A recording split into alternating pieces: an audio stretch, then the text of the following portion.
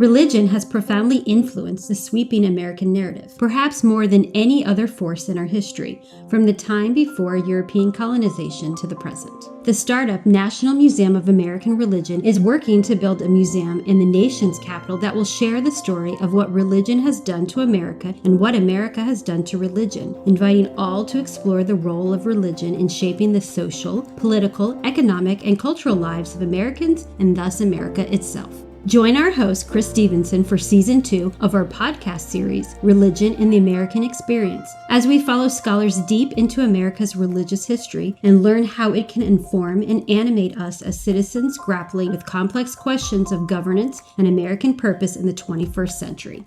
Episodes will be released on the first and third Mondays of each month on Apple Podcast and Spotify. Register for notifications on our website, www.storyofamericanreligion.org, under the Sign Up tab. Welcome to Religion in the American Experience, a podcast series of the digital-first National Museum of American Religion, an institution that addresses the gap in Americans' understanding of the vast and powerful role that religion has played in U.S. history.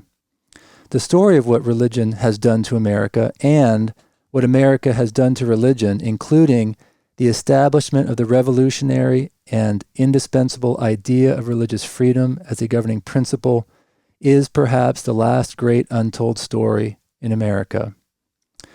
Listeners, to join the museum effort, go to whensorrowcomes.subscribemenow.com, where you can receive, with a $200 donation, a signed copy of When Sorrow Comes, a book by Melissa Mathis about sermons that have come to the aid of America during times of national crisis.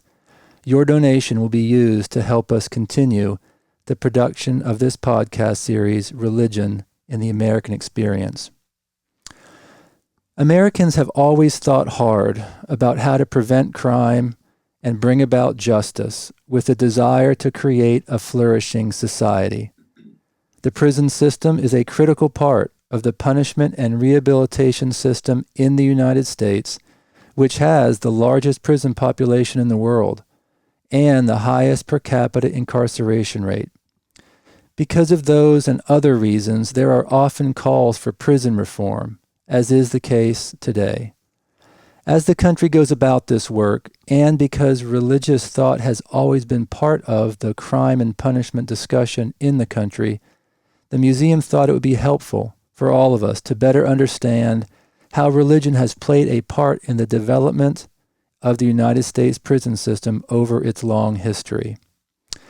This afternoon, we have a fantastic panel of distinguished scholars who will, in an hour, help us do this, or at least scratch the surface.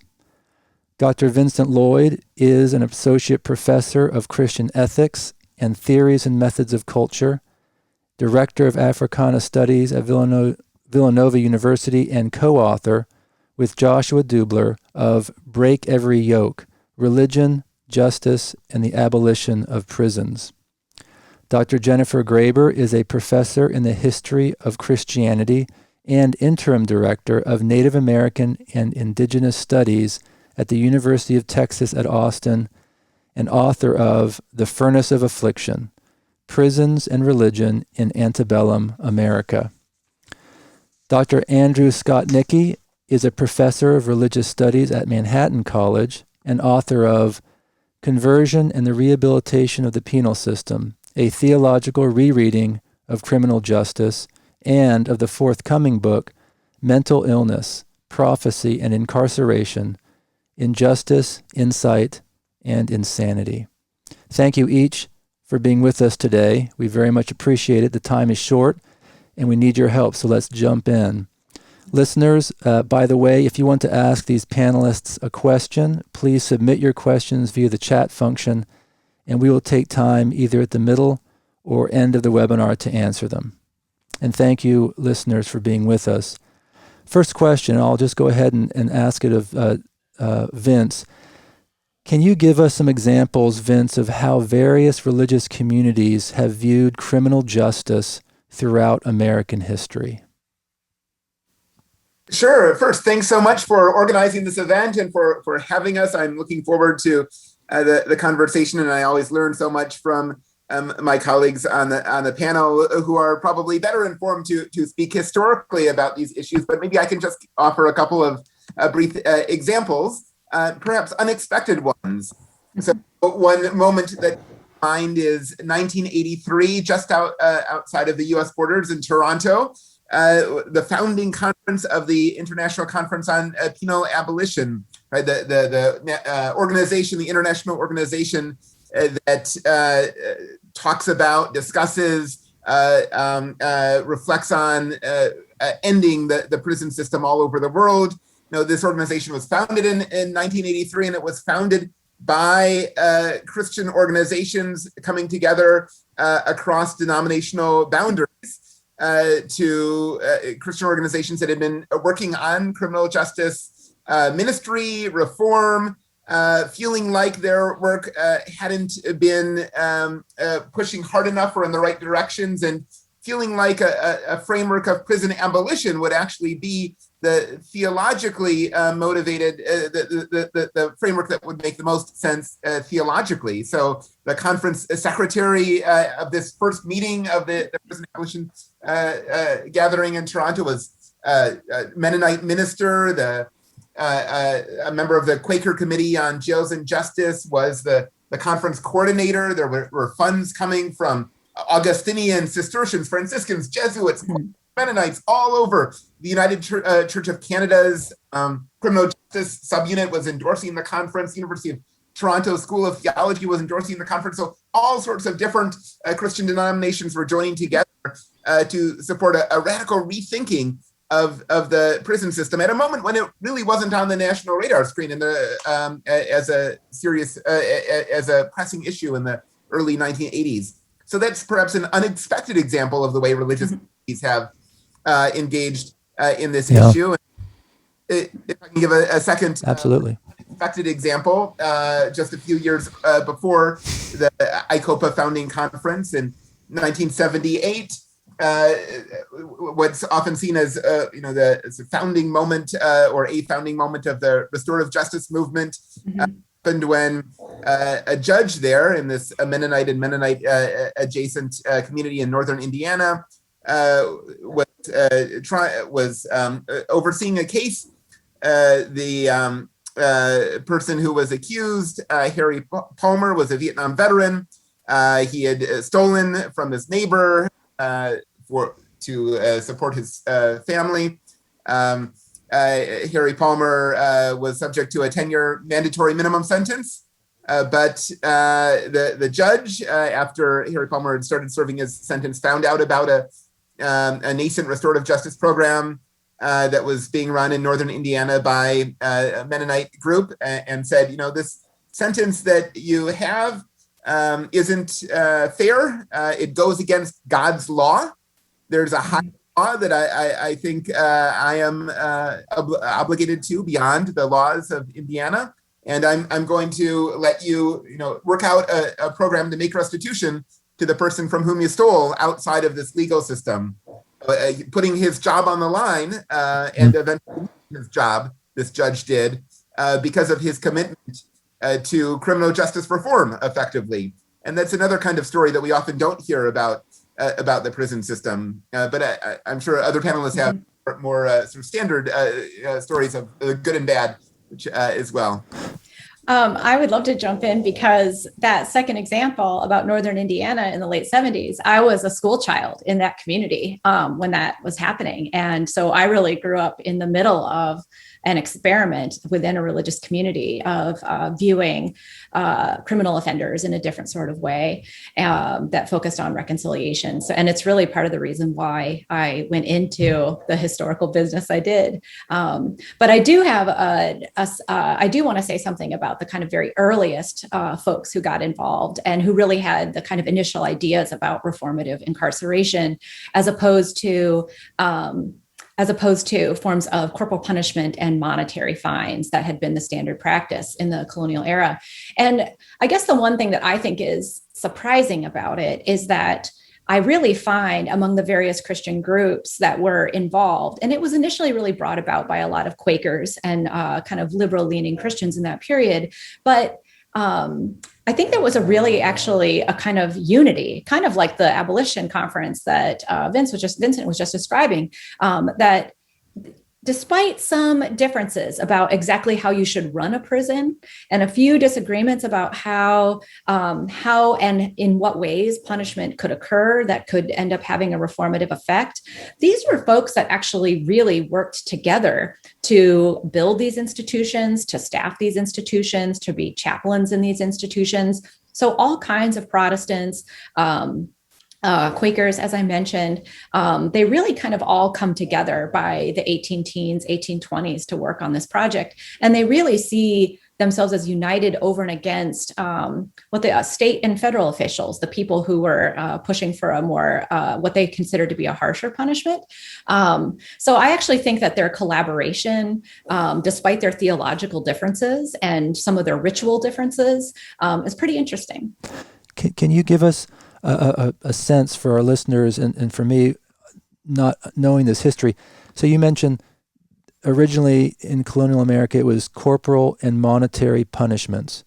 And then you're talking about a group of religious communities coming together, perhaps led by the Quakers, to do what? To, instead of that, have prisons as a form of punishment? Give us a little bit more detail here. What was the thinking here? More details, perhaps.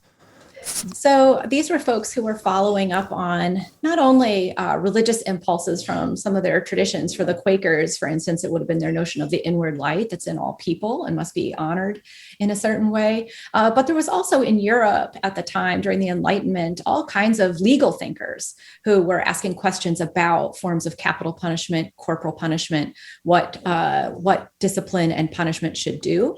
And so these were folks who kind of pulled from various streams and were really incensed by what they considered almost like wasteful and unethical forms of punishment in the United States, that it did really no good for anybody. It certainly wasn't redeeming offenders. It wasn't bettering the community, and in fact, they thought that when people were being whipped in public or hung in public, that was actually corrupting of the public. So they wanted to create a space in their minds that made punishment have the dual effect of redemption, right? Or reformation in some way. Now, there's all kinds of questions about whether putting those two things together is possible. Right. But they were committed. They really felt that it was.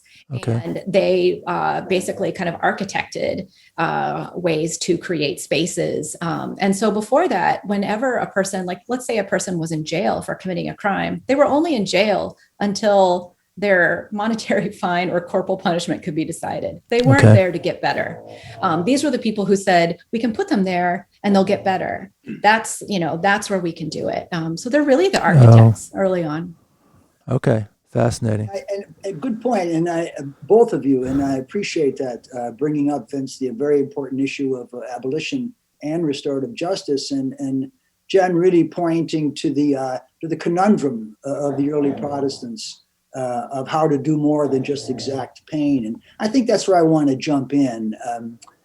The Puritan ethos really continues to infiltrate our nation. I think it infiltrates us social, psychologically, personally, and certainly with regard to our international domestic policy, and perhaps in no policy more important than in criminal justice. And the push and pull between retribution and reform, to me, is is a tension in American corrections and in American religious practice that we've never been able to find our way out of. Many of you know our Puritan ancestors really set the template for our understanding of who we are as a people, the city on the hill, the New Jerusalem, the beacon of God's way and God's salvific plan for humanity. But the Puritans were believers in predestination. And unlike Augustine, from whom the concept comes, the Puritan divines did something that Augustine would never dare do. They thought they could know. indisputably, who had received the grace of election and who was condemned to eternal punishment. That being the case, of course, there became an isomorphic relationship between anybody who disobeyed the law and the belief that they were already going to hell. And so a very firm retributive current was unleashed with that we've never been able to stand aside from. Just think of some of the cultural things that the Puritans have given us. The Salem witch trials, the Scarlet Letter, sermons by someone like Cotton Mather, sinners in the hands of an angry God. And so that's always been at the background. And then the point you make so well, Jen, just now and in your wonderful book, is that there was a revolution, if you will, in the 18th century with the First Great Awakening, and then even a greater one in the 19th century with the Second Great Awakening, really spearheaded by the Wesleys and Jonathan Edwards, that the hard edge of predestination was not final, and that salvation could be open to all. It was what some of you remember, the Revelation chapter 20, the belief in the millennium. And this was what's called a post-millennial belief that informed all of these evangelical movements that started the orphanages and poorhouses, and especially the penitentiaries, was the belief that we have this time that God has given us to redeem everyone. And so it's out of that that the penitentiary movement was built, but it could never get beyond the tensions of wanting to reform. And yet, as you point again, Jen, in your book, they could never really get away from that belief that people can't be brought to Christ without inflicting pain. So if I have a minute, I can give some other groups, Chris, but sure. We also want to respect time. Well, no, you can definitely do that unless Vince or Jen want to interject something here. Well, let's talk about some other groups. I mean, because Vince has already given us a wonderful sense that there is now, as opposed to when, at least up until the antebellum years, the belief was the religious community could effect a transformation of human lives institutionally and really in a corporate sense across the country. But now we have moved by and large to religious groups, a panoply of different groups, and not just Catholics, but mainline Protestants, Anabaptists, Jews, people of all sorts of backgrounds. More are standing outside and finding critical ways of looking at zero tolerance and three strikes, calling for bail reform, relaxation of drug laws, especially for low-level drug use. I think the religious community has played a significant role in being able to stand outside, if you will, as the conscience of the nation. Not all of that wonderful work has been done by religion, but a significant amount has. And let me just wrap up by saying evangelicals, who make up, of course, the majority of American Protestants, by and large, still tend to hold on to Orthodox Calvinist belief that people cannot be brought to salvation in Christ, particularly in the penal context, without the infliction of suffering, or as you call it so well, Jen, the furnace of affliction, still alive and well. Mm-hmm. And I note that I do a lot of work in jails and prisons, excuse me, and you may know that the vast majority of Protestant chaplains are evangelicals, mm-hmm. and they have had a demonstrative role in the face of American politics, and continue to have a demonstrative role in the face of American corrections. So just so I understand, the prison system as was developed by religious communities thinking that was a way for people to be reformed. Is that right? That was a part of this post-millennial idea that we can reform the country, that we can usher in the millennium, but in several ways, one of which is prisons. And that's because people are then able to stop and think, commune with God. Am I getting this right? Was that the motivating religious thought behind moving from capital corporal and monetary punishment to prisons. Am I getting that right? And I would say that depending on the perspective of the reformer, they had a slightly different idea of what that would look like on the inside. So if you go to the Eastern State Penitentiary, which is in Philadelphia, that's a place that architected a form of total solitary confinement. A person is by themselves all day. They do some handicraft labor in their cell. They even have their own little individual exercise yard that's very tiny. And so you can see in some ways practices that Quakers developed about inward reflection in their wider religious community get transferred to their notion of how this will happen for folks who are incarcerated. Whereas, a Methodist chaplain would be much more likely to go through and pass out tracts, right? And he might send tracts or Bibles, and feel like the best way to make this kind of thing happen is to have a chapel service and sermons that come in and punctuate a life of congregate silent labor, where a person is laboring and learning to labor, accepting and really learning their appropriate lot in life, which is to be a worker once they are released. And that can be kind of built up and sanctified with this kind of addition of tracts and Bible reading. So they all had their own style, I would say. Okay. Vince, did you want to say something? I thought I saw you. No. Okay.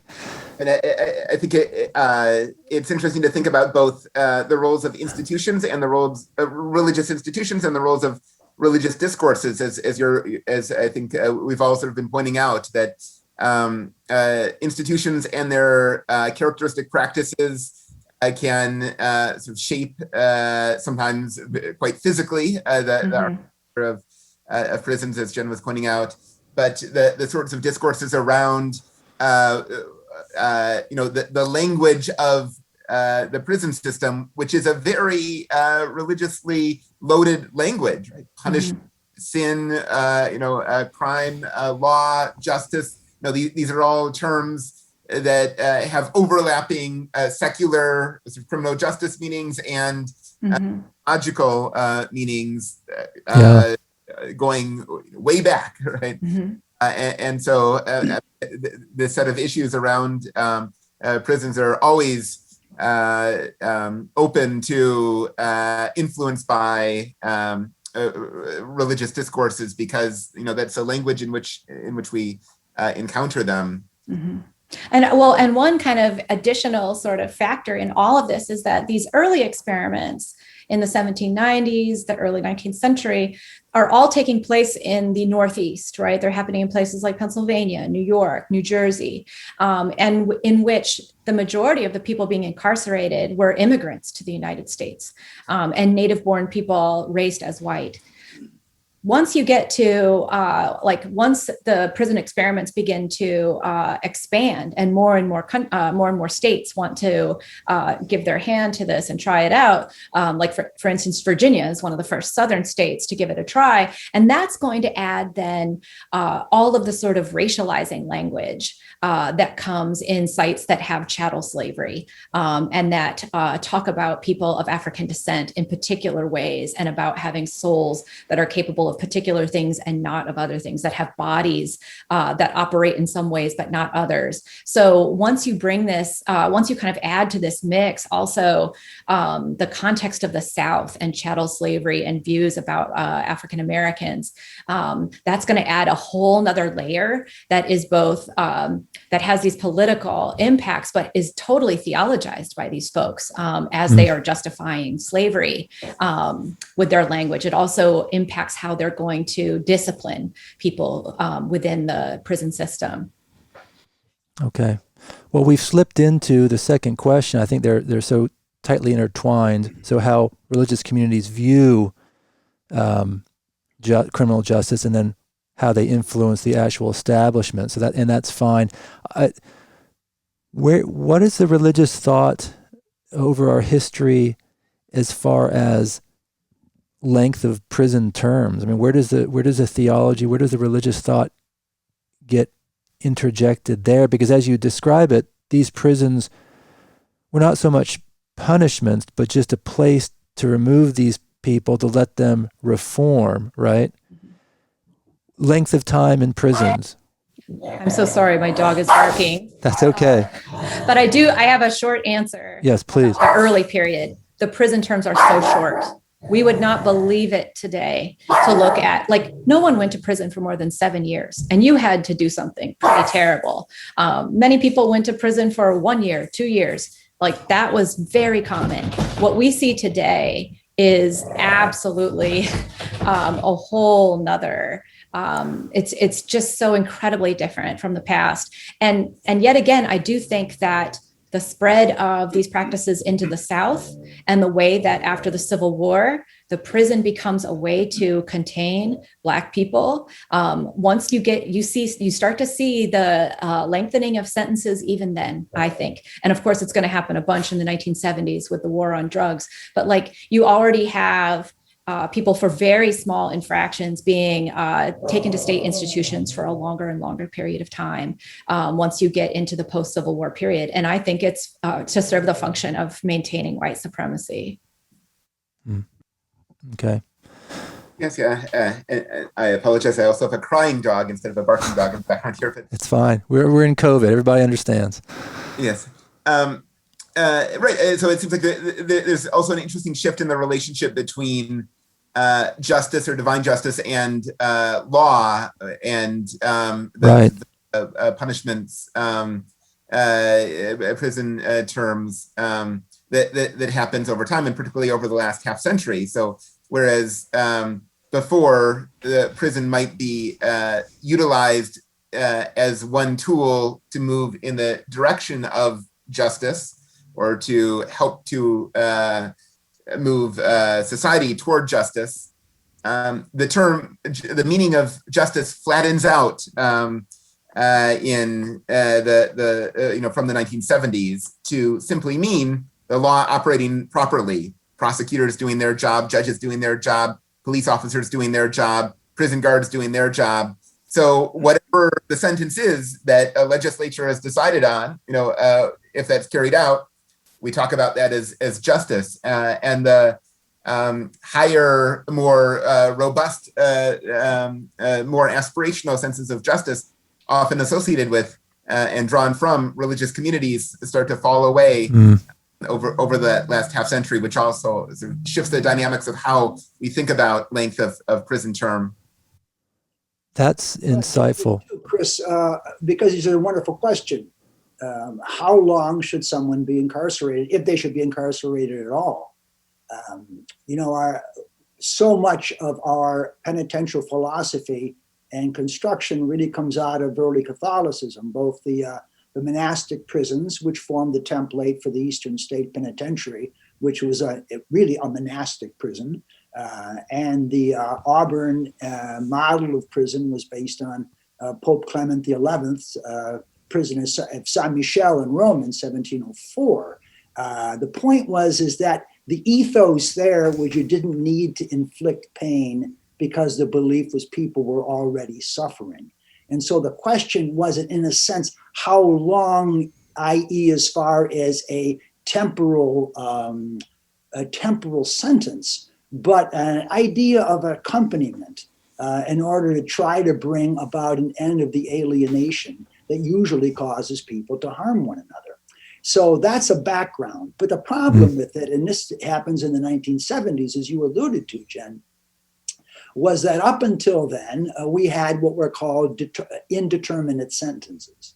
And judges made the distinction not only between offenses, but, if you will, in a sort of a psychological reading of the offender in order to try to determine how much time she or he might need in order to come to some kind of realization of harm and some kind of amendment to stop harming before getting out. The problem, and interestingly enough, the religious community was the American Friends Service Committee, the Quakers, of all people. And I don't mean this in any disparaging way, but in 1972, they published Struggle for Justice and said, in effect, going back to your point earlier, Jen, about chattel slavery, was that indeterminate sentencing was simply a ruse to let white people up and lock up Black people.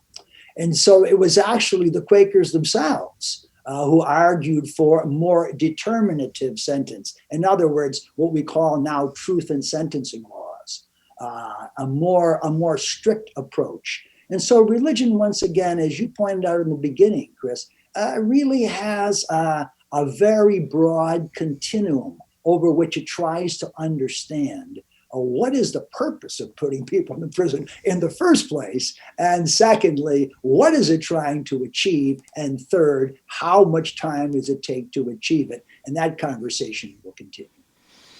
Okay. This is a great conversation. I'm going to pause a bit, and there are two questions I'm going to put out there for you all here at the halfway point. First question, and then we're going to return to some of the things. I've written some notes. I want to return to some of what you've said. Question, why are most converting to Islam in prisons? How does this affect the root cause of this system? So this listener wants to sort of understand perhaps Islam. Let's do this. Well, there's the question. Anybody have any thoughts or answers to this question? Let me just put it out there. Yeah, I'll jump real quickly. Okay. Let's go right back again to slavery. And let's look at the ambiguous role of Christianity in the life of Black Americans. And it's a two-pronged presentation, one of which is beautiful and one of which is terrible. Let's start with the beautiful. Black churches have been the rallying cry and the center for social service, for community, for faith, and for the civil rights movement.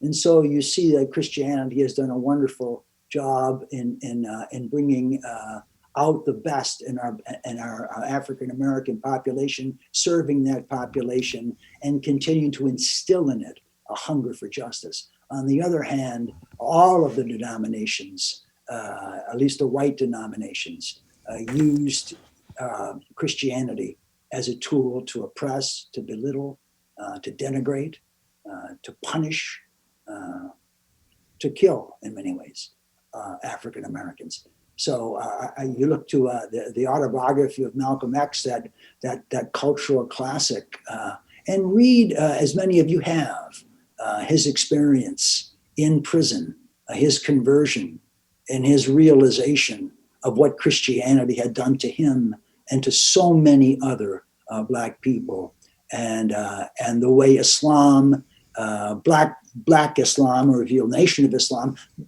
generally, but specifically, but in a broader sense, Islam, the discipline that it brings to people.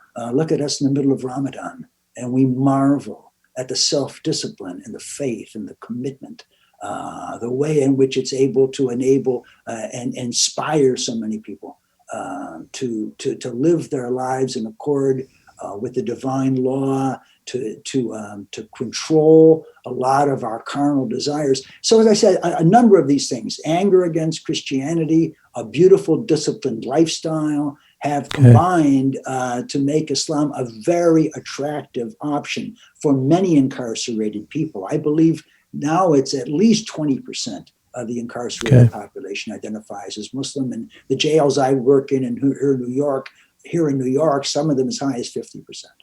Great insight.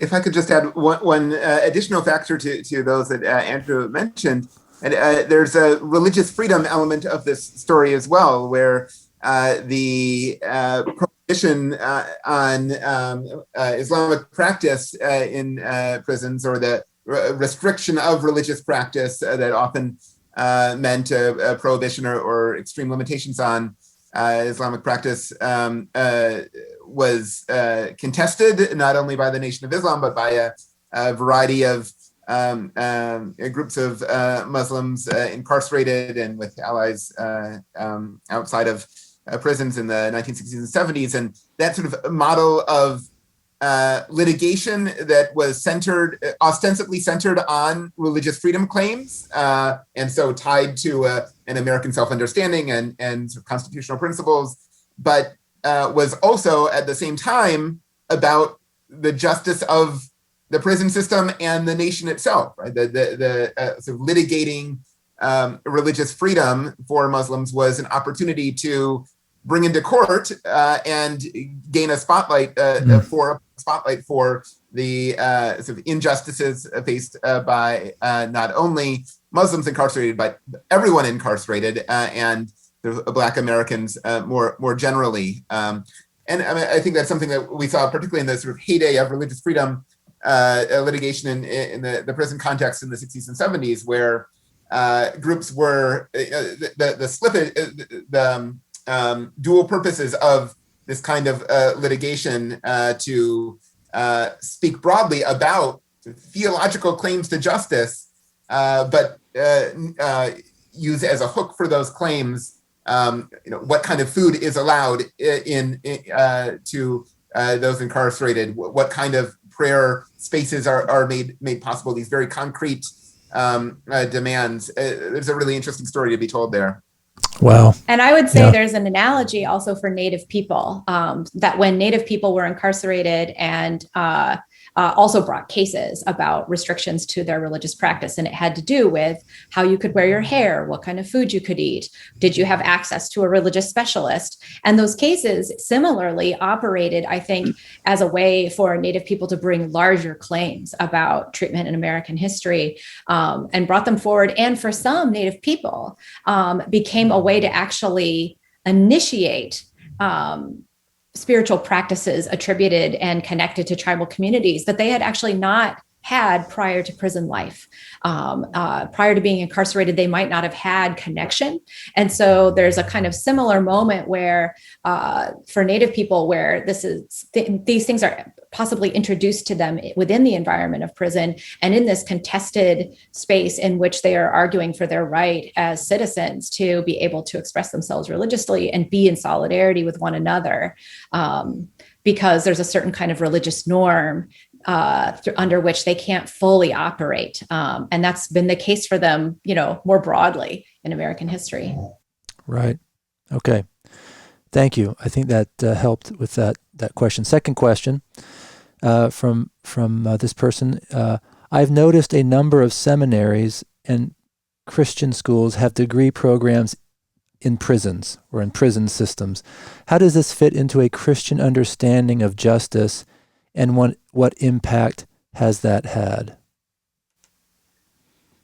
I can say something briefly about this. So when in the Clinton crime bill in the mid-90s, those incarcerated were no longer able to access funding for higher education, the sorts of institutions that continued often higher education in prisons without a financial incentive were often mission-driven institutions, and particularly religious, and in the U.S. context, of course, that means largely Christian higher education institutions. So before the mid-90s, there was quite expansive environment of universities and colleges that had degree programs or course offerings in prison. But when that financial incentive went away, but the religious incentive did not go away. Right. That sort of created the landscape that we have now. And I think it's an open question what will happen going forward as that financial incentive is coming back, not only through U.S. government funding and the renewed eligibility of those incarcerated for funding, but a secular foundation landscape, which has interests in higher education in prisons as well, but has allergies to or suspicions of religiously based programming. Thanks, Vince. It's a very good question, and you said it beautifully, Vince. There are a number of Protestant seminaries that are active in prisons, particularly in the South, and interestingly enough, also ordaining people in prisons. A famous one, of course, I shall call it the infamous Angola prison in Louisiana, not only has a seminary working in it, but is also ordaining ministers. So the question really goes back to our initial discussion about the Calvinist template that has set the tone for understanding our criminal justice system and really establishing a lot of the moral parameters with regard to it.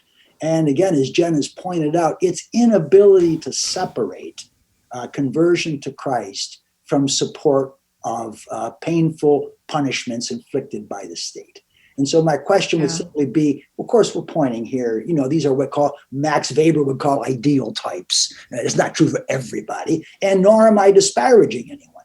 I'm simply saying that the evangelical focus of many of these seminaries is very conservative, believes very much in a retributive approach to punishment, does not eschew inflicting suffering for the noble idea of bringing people to Christ. But they have not been able to separate something that I think early Catholicism and many of the more liberal religious groups have been able to ascertain, and that is a positive anthropology. If you paint the simplest picture in the world, the reformers of the 16th century believed people were fundamentally corrupt. And therefore, there was nothing to summon. If they didn't have the grace of Christ, there was nothing to summon that was good within them. Catholic view and the view of the Anabaptists and the view of many liberal groups, Protestant, Catholic, Jewish, and others, is that you don't need to punish people. That sin is its own punishment. And therefore, you accompany people. You support them, you throw them charity, you provide opportunities. That is a fundamental divide in America's psychological and social psychological profile. So once again, that is not to denigrate faith in Christ or denigrate seminaries in penal institutions, but it is to point out that by and large, it has been unable to separate the idea of conversion from support for state violence. So I want to add one thing from the deep history, please, from the early 19th century on this question, and here I'm just borrowing from Michel Foucault, who has written in such a persuasive way, in a kind of way that's been very kind of widely accepted. I mean, also critiqued, but about disciplinary institutions, that the effort to make them better stops us from saying, what if we didn't have them at all? And so I've been asked a million times, right, if I want to teach in prison, and, I visit prisons, I would be happy to teach in prisons. And yet I always want to ask the question first, why are we making prison better? We need to get rid of it. That's my goal. Because ever since the beginning, from the very beginning, the people who started the prisons in New York that I studied in 1797, by 1804, they think they have gone terribly wrong and need to be changed and made better and made better and made better. It's an endless story of trying to make prison better. It never works. And so, and I think trying to make it better keeps us from asking, do we need this? Can we fundamentally rethink it? And so when you say these people early in the 19th century kept wanting to make better, were these people you're talking about religious communities that had initiated this effort initially? So some of them actually ran the very first prison in New York. But over time, more and more state officials and public officials begin to take roles in these places, and they're starting to have conflicts. And at a certain point, these folks find themselves pushed out altogether. An institution they founded, they no longer control. And so from the outside, they begin to lobby to make a change. So they have these roles from the outside instead of the inside. I see. And they become chaplains. They go to state legislatures, but they always. I'm always amazed by their persistence, because if I tried to do this for decades and failed and still thought it was a terrible institution, I would say, can we try something else? Right. Let me ask this question to go back to something Vince was talking about. I think it's important. I think it'd be helpful to listeners to dig a little deeper about justice. Vince made a very compelling case between religious thoughts of justice. That's a very religious term. Lots of religion in that. But then there's also very state-centered justice, right? And you talk about, Vince, we come up with this legislative sentence, and when it's reached, we say that's justice. And I think it's I think we as listeners hear that and we see that difference. What is some of the more religious thought going in here to prisons as a place for justice? Jen and Andrew and Vince, tell us more about, especially early on, these religious ideas of justice, and then justice from the perspective of the state and the prison. Well, I'll get us started, and of course, I want to hear from Jen and Vince. Justice is a what was the famous thing Felix Frankfurter said? I can't define pornography, but I know it when I see it.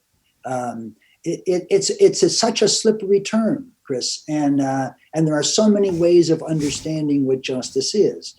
And as Jen has done in her research, and as we have discussed so far, that God's retributive justice really was the first step forward towards bringing people to conversion. So in other words, justice in traditional Orthodox Calvinist approaches, as well as many other groups or many other people in other denominations, justice was the necessary affliction that God imposed, not as an end in itself, but as a heuristic or as an instrument in order to bring about a deeper sense of conversion. And I think our panelists would agree with me there. And your point so well taken, Jeff. We've never been able to do it, and that is because there was a fundamental conundrum. I'm a pseudo scholar in all of penal history, and I can say one thing works, never has worked, and that is trying to make people better by desiring to make them suffer. It just doesn't work. And I'd so, love to. Excuse me. Oh no. So I'm just going to say that I think that's, Chris, where a lot, at least from an American context, set the template. Now there have been many other groups that have tried to see justice from a different perspective, and I won't denominationalize it, but many groups say that God's mercy cannot be separated from God's justice. So in other words, God can't be retributive without being loving and forgiving at the same time. Now, how that little cocktail mixes together is the ambition as well as the task of those of us who are public voices with regard to criminal justice and how we as people of faith ought to view it.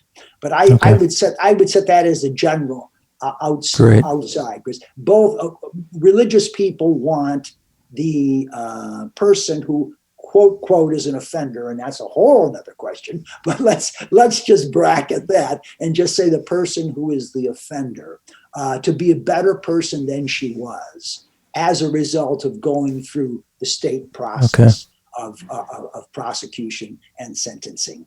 And now the question becomes, how is it brought about? Can it be brought about, must it be brought about by retribution, or can people change through that seeing justice through the lens of loving and tender accompaniment and mercy? Great. Jen, you wanted to? I want to punt this question to Vincent, because I would say we live on, all of us today are living on the other side of the rights movements of the 1960s, in which language about justice, I think, has come to mean certain things in American life, and certainly in conversations about the extension of human dignity to all people. And so I say that because in the early sources, they don't use the word justice.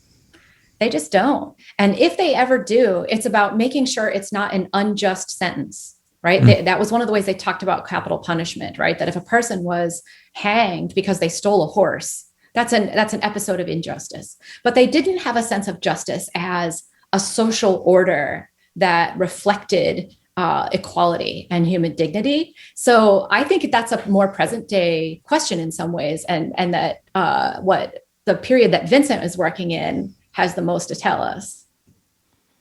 Vince, that's an entree for you.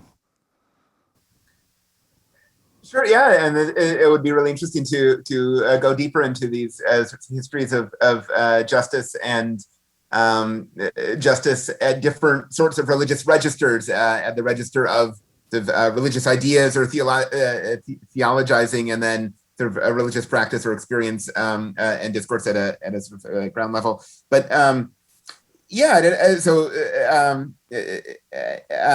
certainly the civil rights movement in the U.S. In the 1950s and 60s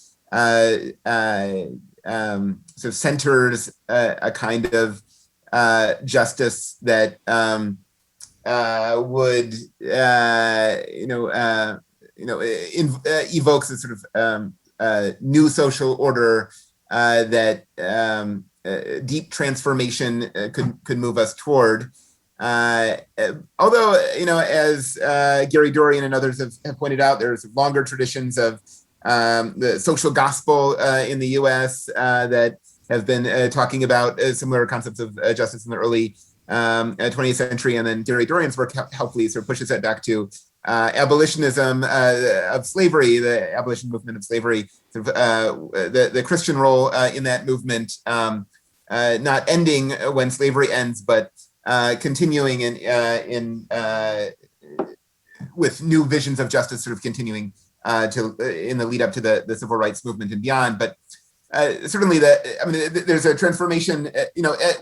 When the civil rights movement was sort of capturing the American imagination in the 50s and 60s, that American imagination was also a Protestant imagination of a particular stripe, and the American religious imagination of the 80s, 90s, and 2000s is an evangelical imagination. Even if most people are not evangelical, the way in which religion is talked about in public life has taken on the vocabulary of, or at least important elements of the vocabulary of evangelical Christianity.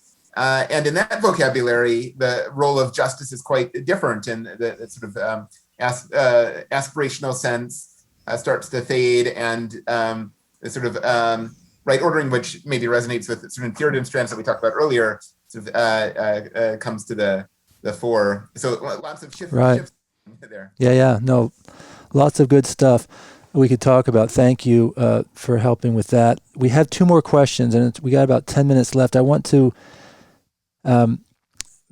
ask one of my own before we get to those, and then I'm going to give you each an opportunity to sort of give us a parting statement of how maybe a really important religious thought in the past with regards to prisons would help us today. The question is, lots of Americans, lots of our listeners view prison as a protection, right? It protects us from people that will do us harm.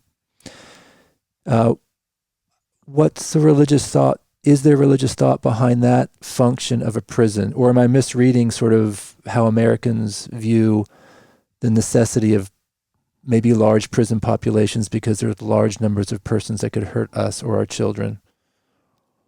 Are there religious thoughts behind this?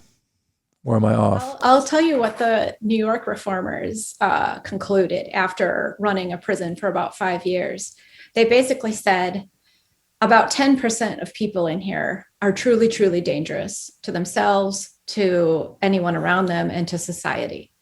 Everyone else who's in here is not truly like a danger to society. And yet they wanted to incarcerate them because that was a chance to reform them, right? So, and I think it's really interesting that we are talking now about, once again, kind of who might actually, who can actually be let out into the community and not have their freedom of movement revoked. And how we could perhaps imagine more people who are currently incarcerated not being incarcerated and dealt with in a different way, because maybe only a small proportion of the folks who are inside are truly a danger. And that was something those folks concluded early on. Thank you. It's a wide question, Chris, and a good one. But there is no religious answer. Just as there is the Museum of American Religion, is not trying to elevate any religious group in America, but to honor them all. And so the real question about what does the religious community think about this, it depends who you talk to. But I'd say there's a growing insistence that would link what Jen suggested with regard to the early inhabitants of penitentiaries, that idea hasn't changed at all. That prisons, by and large, are not places for criminals. They're places for the poor, for ethnic minorities, for immigrants, essentially, my new book, The Mentally Ill. So to your viewer, let me just quickly say, there are 500,000 laws in America, the violation of which can put you in jail. And I'll quote the former Harvard Law School professor, William Stuntz: by the law and the book, every American adult is a felon. So now you have to say to yourself, if we're all felons, why are there people in prison? So I'll just leave that open. There are many American Christians, Jews, Muslims who believe, like our viewer, that most are truly dangerous people. I agree with Jen. There's a minuscule percentage of people who have absolutely no regard for human life and will, with all their heart, to do harm to others. But that is a minuscule percentage of the people who are in our prisons. So the question is, are these bad people? No, they're no different in most cases than your neighbors or maybe your politicians.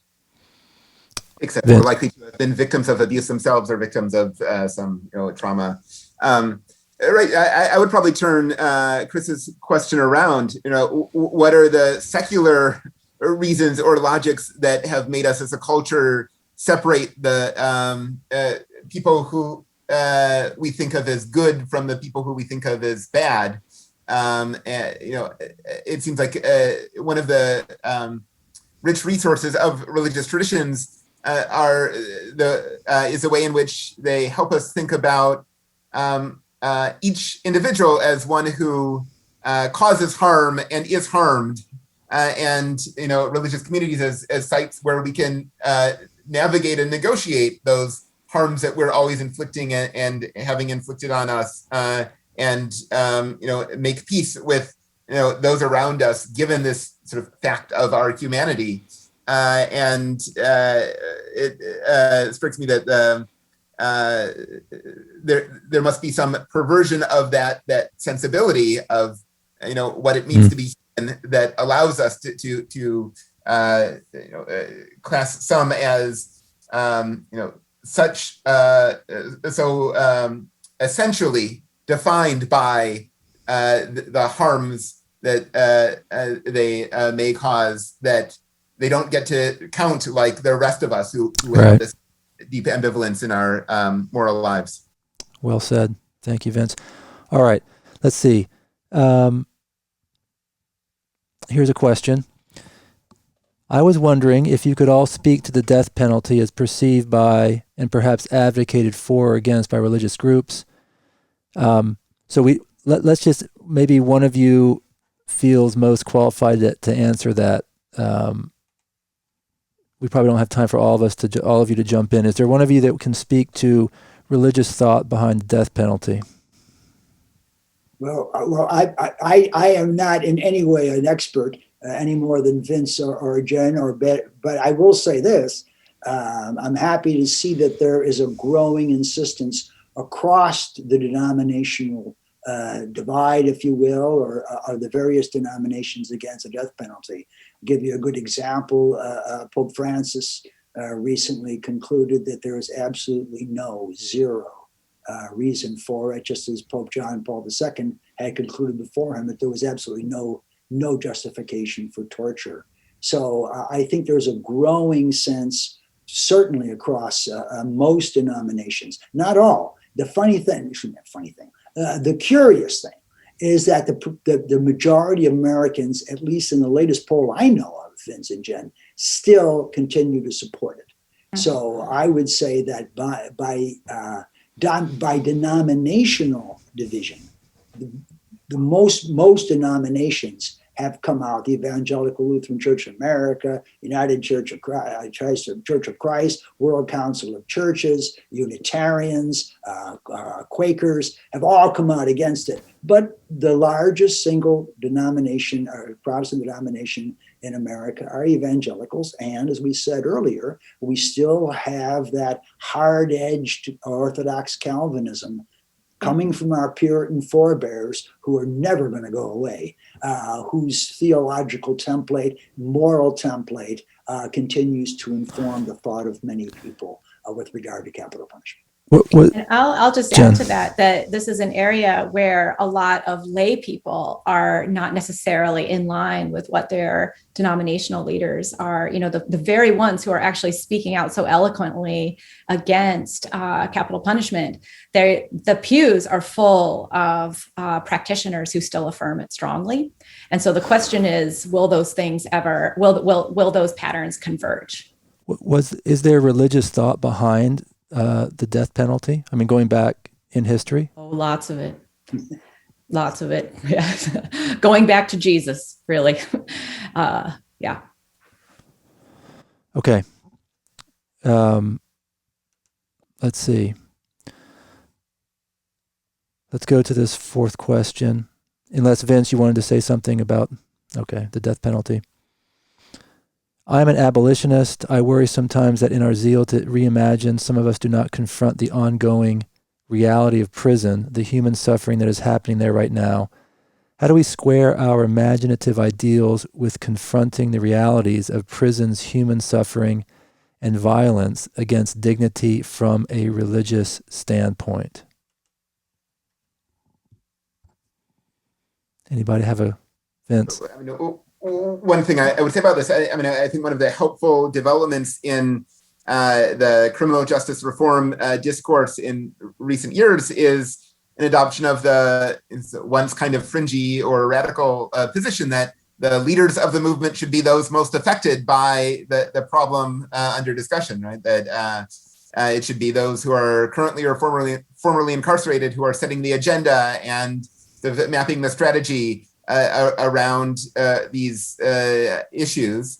When that's the case, right, when it's those who are most affected, those who are currently and formerly incarcerated who are setting the agenda, then I think these the sort of concrete realities that the questioner is bringing up are necessarily at the forefront, or as much at the forefront as we can assure that they be. And of course, that sort of movement configuration nicely aligns with various Christian groups' understanding that those who are most marginalized should be at the center of Christians' ethical and moral reflection, and that those elites, religious elites, should be taking their guidance from those who are most marginalized. So I think that's a very welcome development.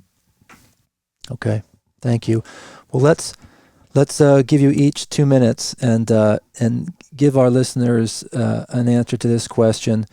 How does our history that we've been discussing, religious thought going into the establishment and development of the prison system in the United States, how does this history help us as the listeners in our current debates in the public square about the U.S. prison system and its role in the American project? So each of you pick out one thing from our history in the intersection of religion and prison that would help our listeners operate successfully in today's debates in the public square. Andrew, why don't we start with you? Sure. I don't think we can understand prison without understanding the Protestant work ethic.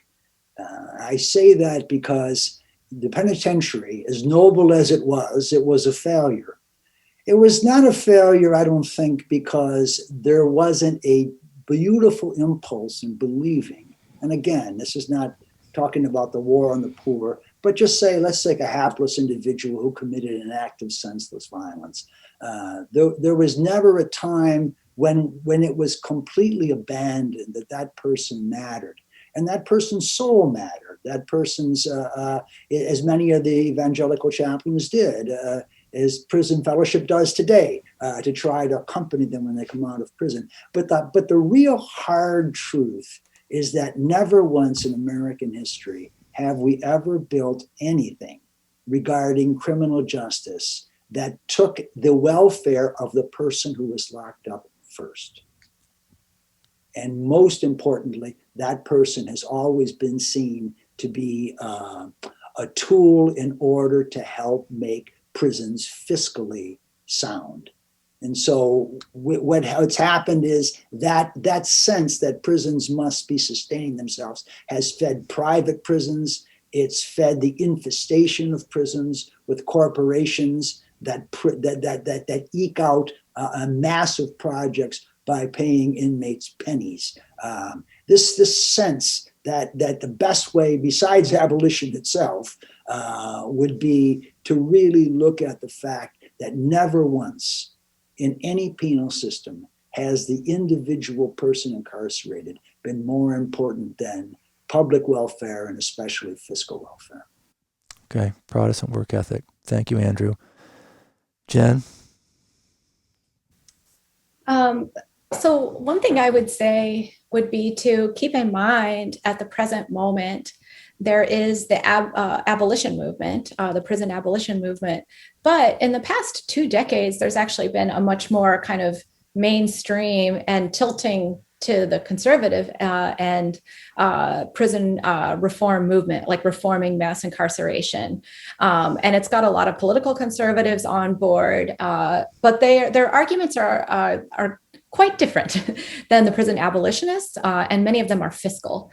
So I would say one thing to think about as you're navigating this landscape and want to learn more is that there are people who are coming and trying to end mass incarceration for a variety of different reasons.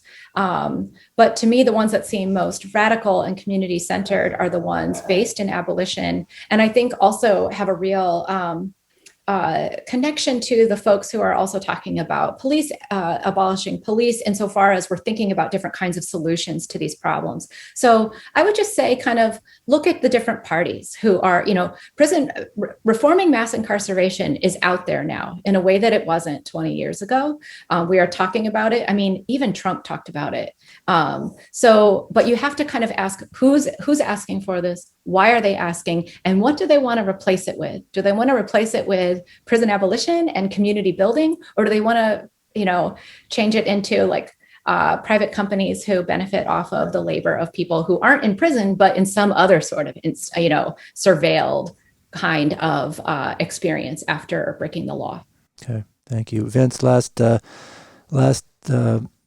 word from you as far as a religious intersection of religion and prison in U.S. history, and how that event or thought can help our listeners today. Sure, yeah, I would just affirm what Jen is saying in terms of the rapid change in the issue from the prison being seen as a solution to the prison being seen as a problem, ending mass incarceration as a consensus slogan across politics. But then, the challenge is to figure out what that means. If we look at all of the, even most radical reform proposals on the table, ending cash bail, releasing all nonviolent drug offenders, releasing all Black people incarcerated, about 1 million people would leave the U.S. Prisons and jails. That would leave 1.2 million people incarcerated in the U.S. The U.S. would still have an order of magnitude higher incarceration rate than every country. There would still be mass incarceration, right? So all of the reform proposals that we have leave us with mass incarceration. If we want to end mass incarceration, we have to shift the frame somehow. And I think this is where religious histories and religious ideas can really come in shifting the frame. That's what religious traditions are so valuable for, saying, what seems impossible in the world, right? What seems as if it can't be done actually could be done. And it could be done in part through imagining differently with the tools of religion, but in part through mobilizing communities, building relationships at a very sort of local level. And I mean, I think we saw this happen very quickly in the early 19th century with the religiously inspired slave abolition movement that moved from a very marginal position through organizing work, through imaginative work to a mainstream position. And I think we'll see that happen, a religiously inspired prison abolition movement in the coming years as well. Okay, thank you all very much. We have been listening to Dr. Vincent Lloyd, Associate Professor of Christian Ethics and Theories and Methods of Culture, Director of Africana Studies at Villanova University, and co-author with Joshua Dubler of Break Every Yoke, Religion, Justice, and the Abolition of Prisons.